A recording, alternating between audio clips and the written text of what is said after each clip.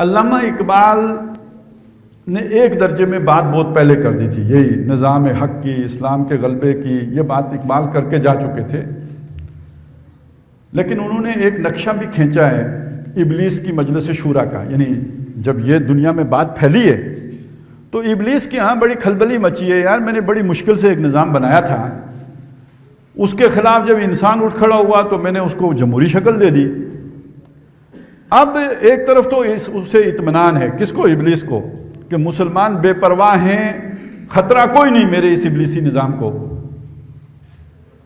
ہے وہی سرمایہ داری بندہ مومن کا دین، جانتا ہوں بے ید بیضا ہے پیران حرم کی آستی، تو مسلمانوں سے تو مجھے کوئی خطرہ نہیں، یہ غنیمت ہے کہ خود مومن ہے محروم یقین. تو شیطان کو بڑی تسلیاں ہیں اس پہ. آگے جا کے کہتا ہے عصر حاضر کے تقاضاؤں سے ہے لیکن یہ خوف، ہو نہ جائے آشکارا شر پیغمبر کہیں، اے مسلمان نکمے ان سے کچھ نہیں ہونے والا.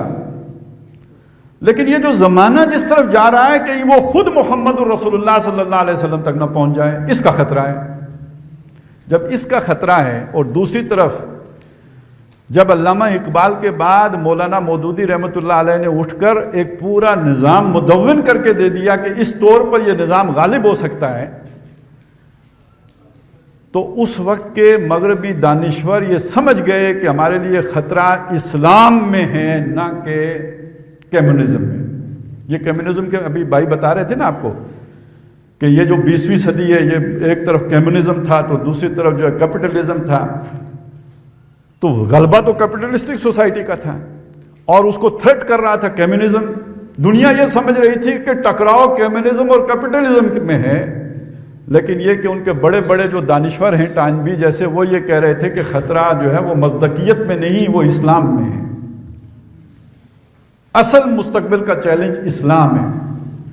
اب کون سا اسلام چیلنج تھا؟ جو عام روایتی اسلام ہے اس میں تو کوئی چیلنج، انگریز یہاں پہ 100 سال حکومت کر کے چلا گیا، اس نے کیا چیلنج کیا اس کو؟ روایتی اسلام کا تو بیانیہ یہ تھا کہ انگریز کے ساتھ چھیڑو مت، اس نے ہمیں نماز اور روزے کی اجازت دی ہوئی ہے. اسی پر تو علامہ اقبال نے کہا تھا کہ ملا کو جو ہند میں ہے سجدے کی اجازت، ناداں یہ سمجھتا ہے کہ اسلام ہے آزاد. تو خطرہ اس اسلام سے تھا جو ایک پورا متبادل پیش کرتا ہے، خطرہ اس اسلام سے تھا جو کنونس کر سکتا ہے، خطرہ اس اسلام سے تھا جو نو انسانی کو پوزس کر سکتا ہے. اس اسلام سے تو خطرہ نہیں تھا جو روایتی طور پر موجود تھا. اب اس کا جو حل کیا گیا، ظاہر ہے شیطان اپنی جگہ سوچے گا نا، کوئی کاؤنٹر پالیسی بنائے گا یا نہیں بنائے گا. کاؤنٹر نیریٹو تو اب آیا ہے نا، کاؤنٹر پالیسی تو بہت پہلے بن گئی تھی. وہ کاؤنٹر پالیسی ہے کہ لوگوں کو لے کے جاؤ دہشت گردی کی طرف. اس کے نتیجے میں دنیا خوفزدہ ہو جائے گی، ڈر جائے گی. سب سے پہلے ایران میں ایک انقلاب آیا، وہ ایرانی ماڈل جو ہے وہ جو بھی ہمارے اہل تشیع بھائی ہیں ان کا بھی مولویانہ ورژن ہے.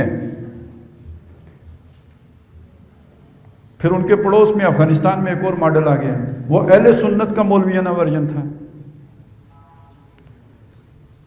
نتیجہ یہ نکلتا ہے ایسے ورژن میں کہ دوسرے مسلک کے لیے گنجائش نہیں رہتی، مسلمان ہی مسلمان سے ڈر جاتا ہے. اور اس کے اندر تھیاکریسی ہوتی ہے، حاکم جو ہوتا ہے اوپر وہ ایک طبقہ بن کے، علماء کا طبقہ حاکم بن کے بیٹھ جاتا ہے. یہ دنیا کے لیے ایکسیپٹیبل نہیں ہے، قابل قبول نہیں ہے. یہ ساری بحثیں مولانا مودودی نے اپنی کتاب اسلامی ریاست میں کی ہوئی ہیں. میں تو، آپ چھوٹے ہو سارے، نہیں تو میں ہاتھ جوڑ کے آپ کو کہوں یار وہ ضرور پڑھنی ہے جا کے.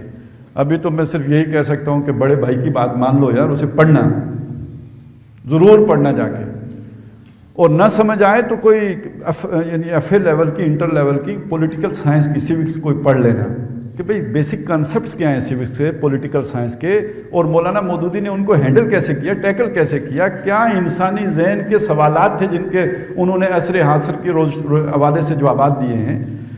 تو جو ماڈل سامنے آیا وہ 400 سال پرانا نہیں، 700 سال پرانا ہے. جو ماڈل ہم نے یعنی ساری زمین ہموار کی ہے یائی تحریکوں نے، اور آ کے اوپر براجمان ہو گئے وہ کہ جو 700 سال پرانا سکہ رکھتے تھے. نتیجہ یہ نکلا کہ دنیا اسلام کے قریب آنے کی بجائے اس سے بدک گئی. آج سے کوئی 8-10 سال 12 سال پہلے کی بات ہے شاید، اخبار میں کوئی مہینے کے اندر اندر ہی 2 خبریں میں نے پڑھی. پہلے مجھے خوشی ہوئی، بعد میں مجھے بہت افسوس ہوا. ایک خبر یہ تھی کہ ایک جہاز جو فلائٹ تیار تھی تو اس میں ایک مسلمان سوار ہوا جو باشرہ آدمی تھا، داڑھی بھی رکھی ہوئی تھی بالکل. جب وہ سوار ہوا تو تمام مسافروں نے اس کے ساتھ سفر کرنے سے انکار کر دیا.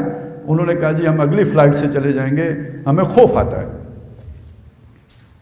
ایک اور خبر کچھ عرصے کے بعد یہ دیکھی کہ ایک ریسٹورنٹ میں لوگ بیٹھے ہوئے تھے اور ایک مسلمان وہاں پہ باشرہ مسلمان جب آیا کھانا کھانے کے لیے تو تمام لوگ ڈر کے ریسٹورنٹ چھوڑ کے اٹھ کے چلے گئے.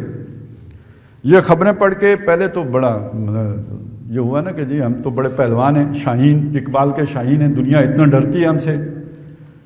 لیکن تھوڑے وقت کے بعد یہ خیال آیا کہ یار ہماری یہ بڑی خوفناک پکچر چلی گئی ہے. اس کا مطلب ہے جس مخلوق سے دنیا اتنی ڈرتی ہو اس کی بات سنے گی.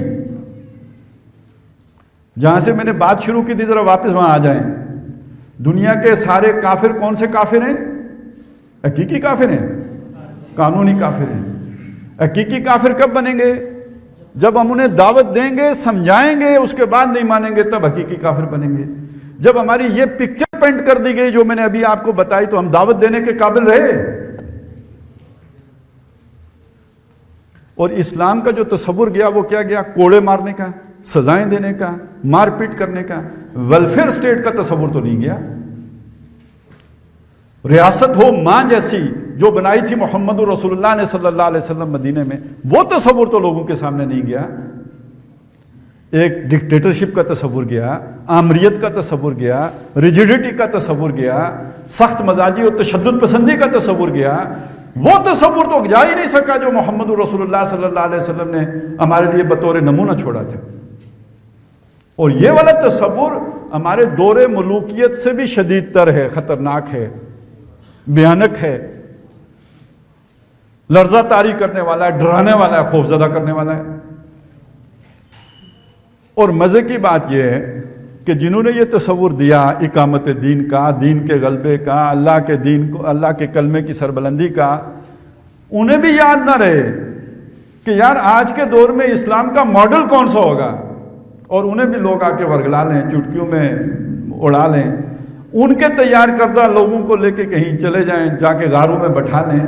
تو یہ تو بڑی نالائکی کی بات ہے یار.